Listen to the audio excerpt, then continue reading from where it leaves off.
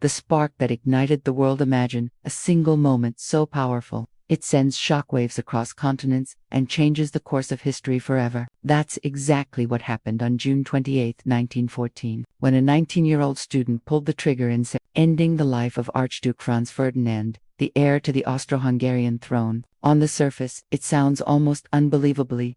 Teenagers' bullets setting off a chain reaction that would drag the world into chaos. But was it really that simple? Could one act of violence truly be enough to plunge entire empires into war? Or was there something much bigger simmering beneath the surface, waiting for the smallest spark to ignite it all? For years, history books have painted this assassination as the single event that started World War I. It's a story that's been repeated so often, it almost feels like a legend. But if you look closer, the truth is far more complicated and far more shocking. The world in 1914 was a powder keg, packed with hidden rivalries, secret deals, and old grudges. The assassination was just the match. The real explosion came from the mountain of dynamite that had been piling up for decades. That's so. What was really going on behind the scenes? Why were so many countries ready to leap into battle at the slightest provocation? And could the world have avoided the bloodiest conflict in history if that one fateful day had played out differently? The answers aren't just surprising, they reveal a side of World War I that most people have never heard. Before we dive into the tangled web of alliances, betrayals,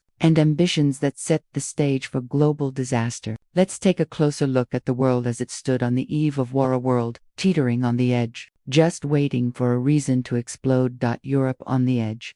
A powder keg waiting to explode. To truly understand how the world was dragged into war, you have to picture Europe in 1914, a continent that looked nothing like it does today. The map was dominated by sprawling empires, each ruled by monarchs who saw themselves as the rightful masters of millions. In the heart of Europe stood the Austro-Hungarian Empire, a patchwork of different nationalities and cultures held together by a fragile sense of order. To the north and west, Germany was flexing its muscles, eager to prove itself as a new powerhouse. Russia, vast and unpredictable, loomed in the east, while the Ottoman Empire, once mighty, was now struggling to hold on to its crumbling territories. France and Britain, old rivals and colonial giants, watched the shifting balance of power with growing suspicion. But the real tension was simmering in the Balkans region, often called the powder keg of Europe. Here, small countries like Serbia, Bosnia, and Bulgaria were caught between the ambitions of empires and the dreams of their own people. Nationalism was spreading like wildfire, with different groups demanding independence, recognition, or even the creation of entirely new nations. The Balkans had already seen wars, revolutions, and uprisings, each one leaving scars and grudges that refused to heal. It was a place where a single spark could set off an uncontrollable blaze. What made the situation even more dangerous was the web of alliances and secret agreements that tied the fate of one country to another. Monarchs and ministers signed treaties behind closed doors, promising to defend each other or to look the other way when it suited their interests. These deals were meant to keep the peace, but in reality, they created a system where any local conflict could quickly spiral out of control. If one country was attacked, its allies would be dragged in, and soon, the entire continent could be at war. Meanwhile, most of Europe was still ruled by kings and emperors who cared little for the wishes of ordinary people. Only a handful of countries, like France and Switzerland, had embraced democracy. For everyone else, decisions about war and peace were made by a small elite, often driven by pride, paranoia, or the desire for more land and power. The people living under these regimes had little say in their own fate. Even as the storm clouds of war gathered overhead. As 1914 began, Europe was a continent on edge, restless, divided, and dangerously unstable. The world's most powerful nations were armed to the teeth, their leaders convinced that war was not just possible, but perhaps even inevitable. All it would take was one unexpected event, one miscalculation, to send everything crashing down, and in the Balkans, that event was already being set in motion. But the real story of how Europe reached this breaking point is even more tangled than most people realize. The secret deals and backstabbing politics beneath the surface of Europe's uneasy peace.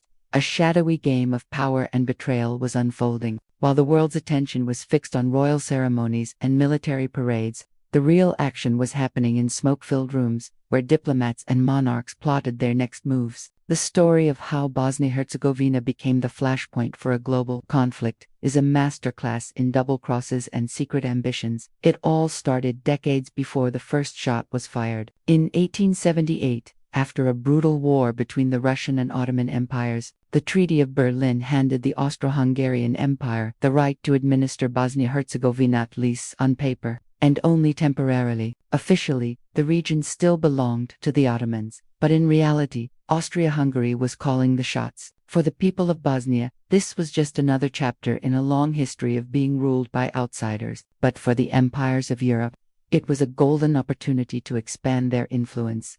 The real drama began in 1908, when Austria-Hungary decided it was done pretending. In a bold move, they announced the outright annexation of Bosnia-Herzegovina, ripping the territory away from the Ottomans and sending shockwaves through the Balkans. The Ottoman Sultan, already weakened by internal revolutions, could do little more than protest. But the real outrage came from Serbia, whose leaders saw the annexation as a direct attack on their dream of uniting all South Slavs under one flag. The people of Bosnia were furious, and so were their neighbors. But the plot thickened even further. Behind closed doors, Austria-Hungary had already struck a secret deal with Russia. The plan was simple. Austria-Hungary would take Bosnia, and in return, Russia would get access to the strategic Bosphorus Strait, a gateway between the Black Sea and the Mediterranean. On paper, it seemed like a win-win. But when news of the annexation broke, Russian citizens, many of whom shared ethnic ties with the Slavs of the Balkans, erupted in protests. The Russian government,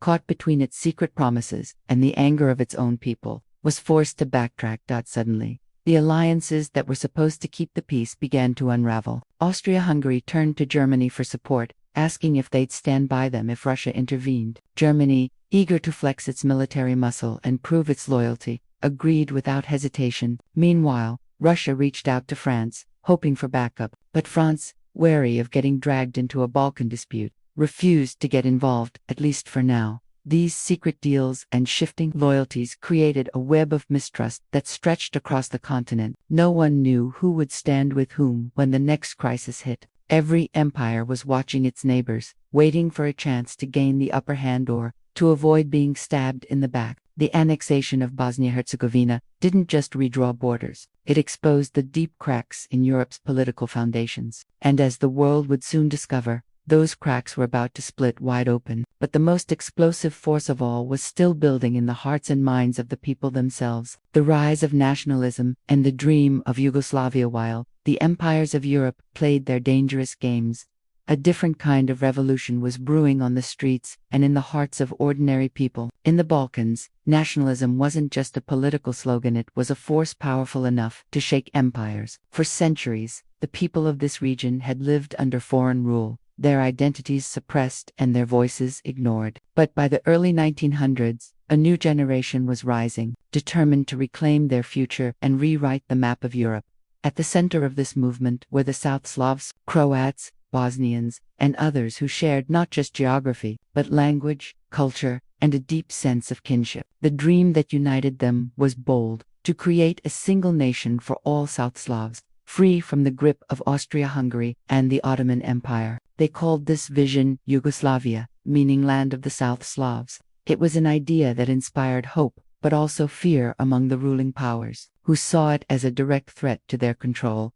Nationalist groups sprang up across the region, each more radical than the last. In Serbia, the government quietly supported these movements, hoping to expand its influence and unite the Slavic peoples under its own leadership. In Bosnia, the sense of injustice was especially raw. After being annexed by Austria-Hungary, many Bosnians felt betrayed, traded from one empire to another without ever being asked what they wanted. The desire for freedom burned hot, especially among the youth. One group in particular, known as Young Bosnia, became the face of this restless energy. Made up mostly of students and young intellectuals, they believed that only bold, even violent action could break the chains of foreign rule. Their meetings were secret, their plans daring, and their resolve unshakable. They weren't just fighting for Bosnia, they were fighting for the idea of a united South Slavic nation, a place where their people could finally decide their own destiny. The dream of Yugoslavia was more than just a political goal. It was a rallying cry that echoed through the streets of Sarajevo and Belgrade. It inspired poetry, music, and art, but it also fueled conspiracies and plots. The line between patriotism and extremism blurred, as young men and women became convinced that only sacrifice, sometimes even bloodshed, could bring about real change. The world's empires dismissed these revolutionaries as troublemakers, but they underestimated the power of an idea whose time had come. As the tension in the Balkans reached a boiling point, the stage was set for a dramatic confrontation. The empires were watching, the revolutionaries were plotting, and the people were restless. The dream of Yugoslavia was about to collide with the harsh reality of imperial power, and in the shadows, a handful of young men were preparing to make history in a way that would shock the world. The next act in this unfolding drama would begin not in a palace or a parliament, but on the streets of Sarajevo, where destiny waited with a loaded gun. The assassination, more than just a bulletin. A bright June morning in 1914, the city of Sarajevo buzzed with anticipation. Archduke Franz Ferdinand, heir to the Austro-Hungarian throne,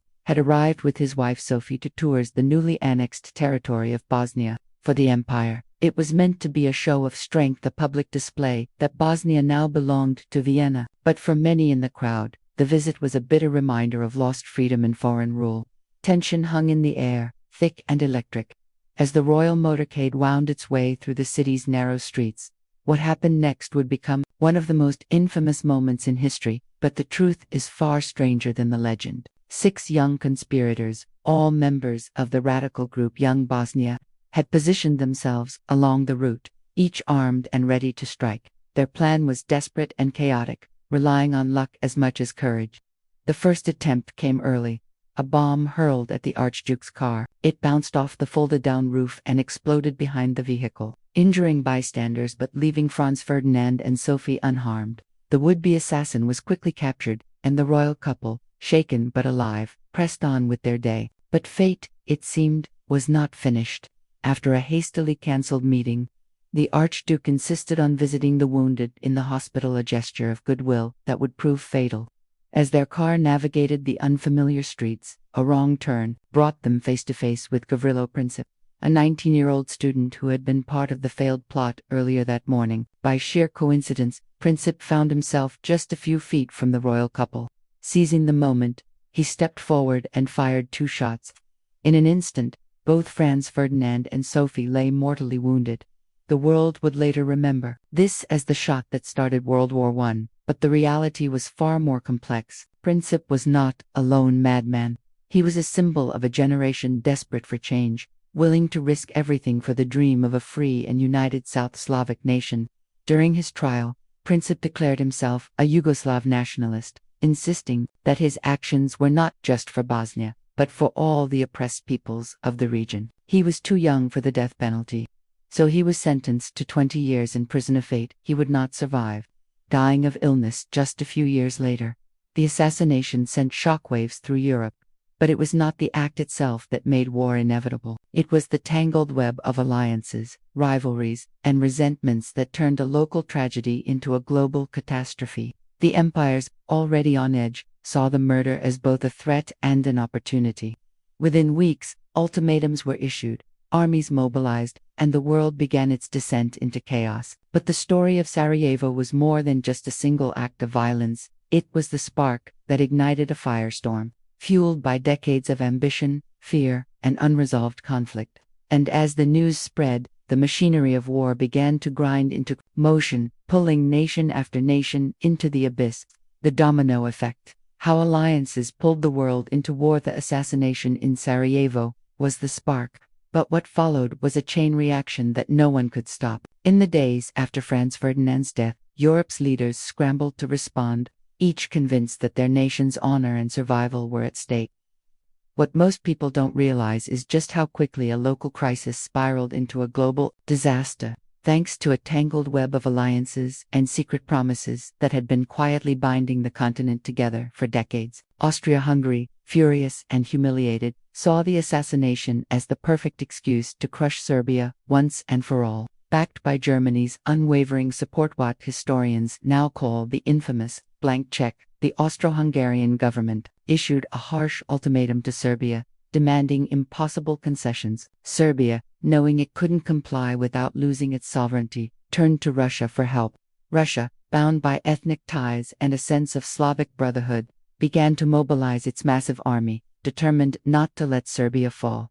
That's when the dominoes really started to fall. Germany, seeing Russia's mobilization as a direct threat, declared war on Russia. France, tied to Russia by a military alliance, was pulled in next. Germany, eager to avoid a two-front war, launched a preemptive strike against France by invading Belgium, a move that brought Britain into the conflict, thanks to its treaty obligations to protect Belgian neutrality. In a matter of weeks, what began as a regional dispute had exploded into a full-scale world war, with the great powers of Europe locked in a deadly embrace. But the alliances didn't stop there. Italy, originally allied with Germany and Austria-Hungary, shocked everyone by switching sides, lured by promises of territory from the Allies. The Ottoman Empire, seeking to regain lost prestige and settle old scores, joined the Central Powers, bringing the conflict to the Middle East. Even countries far from the original crisis, like Japan and eventually the United States, found themselves drawn in by treaties, ambitions, or the lure of global influence. This was the true power of the alliance system. It turned every spark into a wildfire.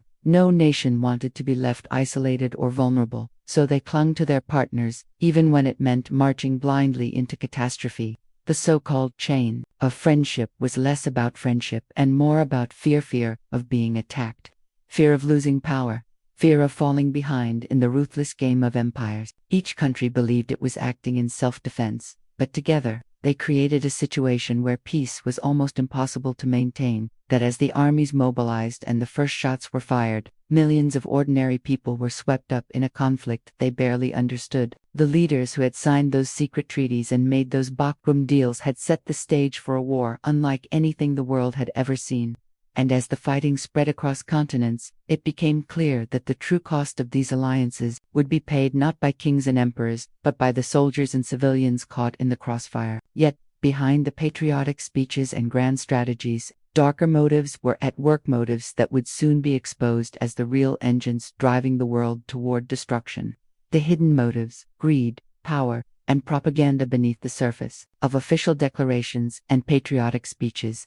The true engines of World War I were grinding, a wayward ambition, and a relentless hunger for power. While leaders claimed they were defending their nations, the reality was far more cynical. The monarchs and ministers who sent millions to the front lines were often motivated less by honor and more by the desire to expand their empires, control valuable resources, and outshine their rivals on the world stage. Imperialism was the name of the game. By the early 20th century, the great powers of Europe had carved up much of the globe, racing to claim colonies in Africa, Asia, and beyond. The competition was fierce, and every new territory seized was a symbol of prestige and a source of wealth for the rulers of Britain, France, Germany, and others. The size of their empires became a point of personal pride, a way to measure themselves against their peers. The more land and resources they controlled, the more powerful they appeared, both at home and abroad. But this scramble for dominance came at a cost. The empires were constantly on edge, watching each other with suspicion and jealousy. Every move was seen as a potential threat, every alliance as a possible betrayal.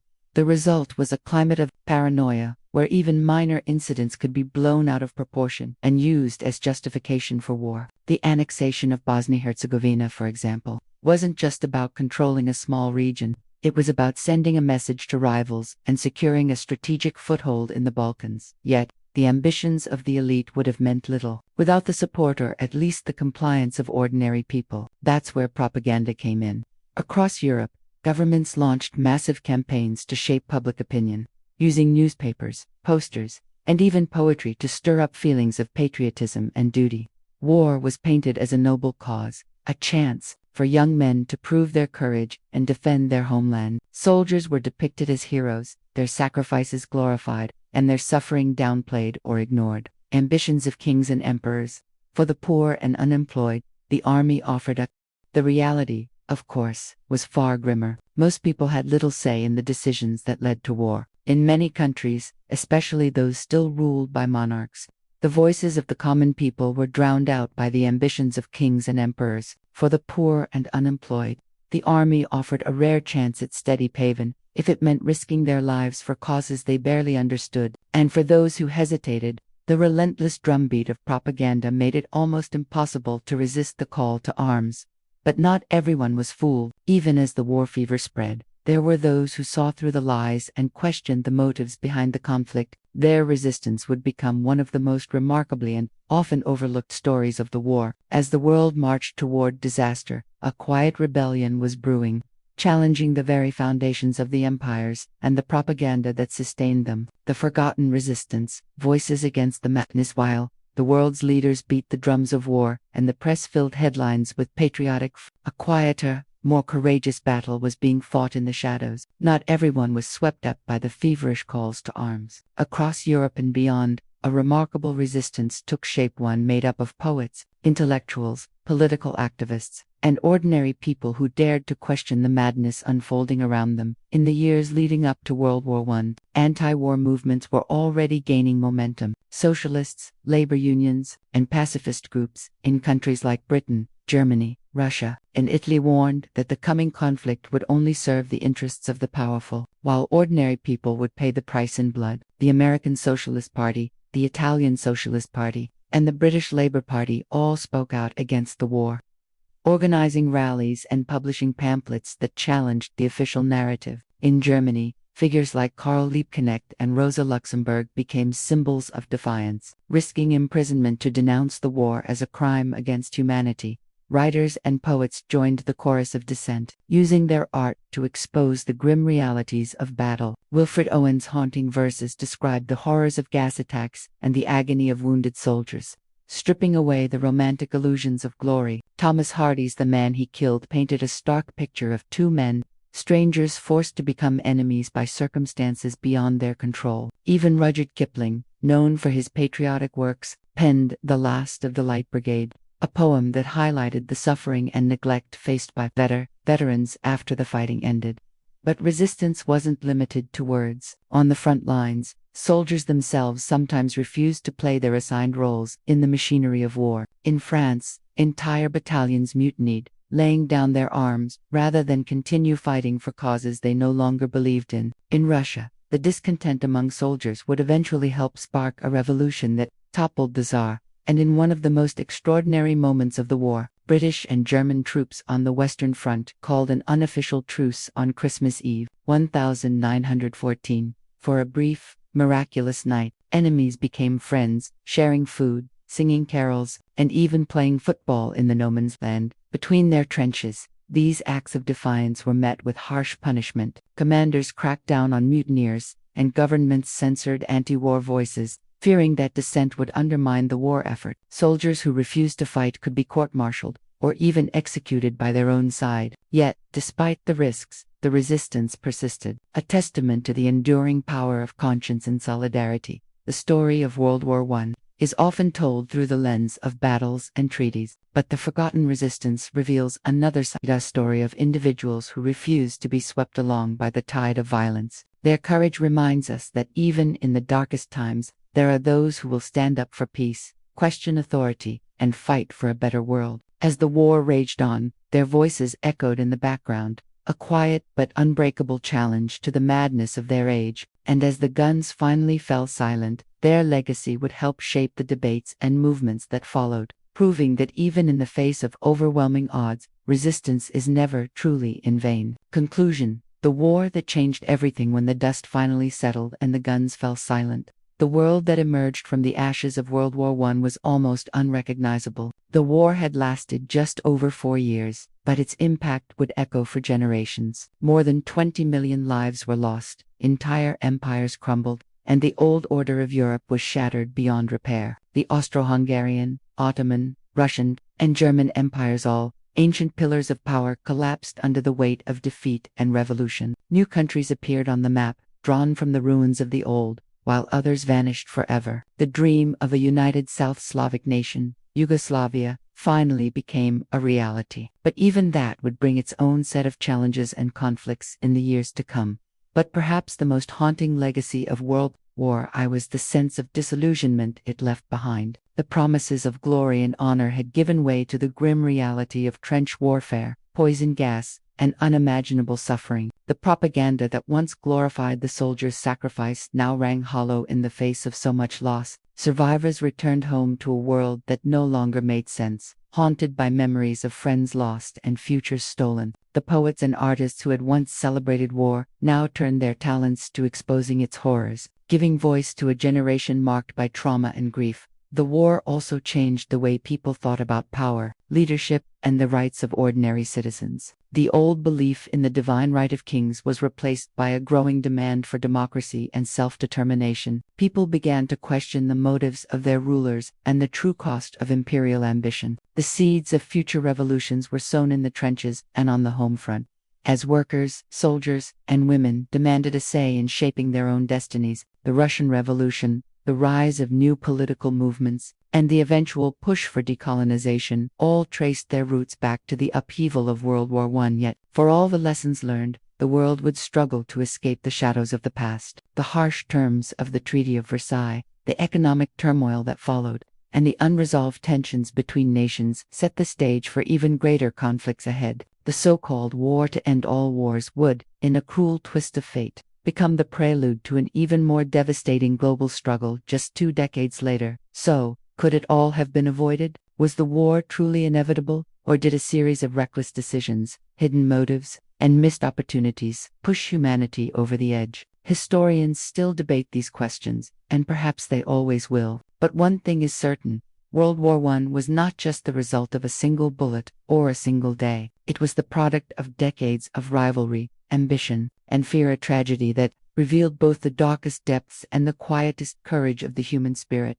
As we look back on the war that changed everything, we're left with a challenge of our own: to remember the lessons of the past, to question the stories we're told, and to recognize the warning signs before history repeats itself. The world that emerged from World War I was forever changed, but the choices we make today will shape the world of tomorrow. The story doesn't end here. In the next chapter, we'll explore how the aftermath of the Great War set the stage for World War II, and how the echoes of those decisions still shape our lives today.